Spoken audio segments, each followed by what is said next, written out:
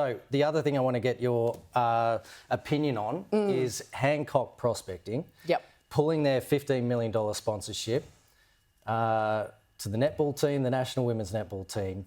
What's your view on this? Because it seems the more you kind of read into it, they weren't in a good budgetary position. No. And they may have potentially shot themselves in the foot a little bit. But what's your take? Well, it's interesting because it's confusing as to whether they had an issue with the fact that it was mining or whether they had an issue about, Hancock's remarks about Indigenous people. When it comes to the mining, look, I think that they've been taking money from energy companies for a few years now, so they don't seem to have too much of an issue with it.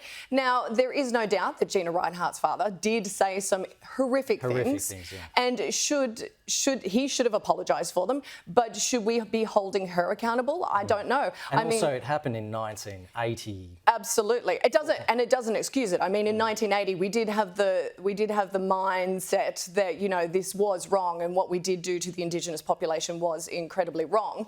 But I don't think we should be holding Gina Rinehart to account. She's done some incredible things for Australian sport. She's donated heavily, and she's done some incredible things for the Indigenous community. Well, what I feel bad, I feel bad for the players who may feel like they're missing out on a bigger paycheck. Yes, as a result of absolutely. This. And also the development of new talent coming up through the ranks may not get the same opportunities as a result of this sponsorship money not being there. I guess they're just hoping that they can secure another deal from somewhere else. Well, but it's looking highly unlikely. I mean, the Diamonds have been struggling to secure any kind of financial support. And I think we're seeing this we saw it with Pat Cummins, like making his stance against Alinta.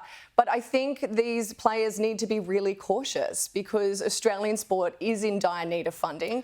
And you can hold your beliefs, but also you need to be able to support yourself. There's a pretty strong statement from Gina Rinehart as well, wasn't it? Saying that, sporting teams should not really engage in what she said, virtual signalling. Yes. She used those two words. Yeah, look, I think you can have your opinions, but I think you need to be cautious about how you verbalise those opinions. And look, I think there is a lot of politics at play, but, we can't be apologising or expecting apologies for things that happened, 20, 30 years ago.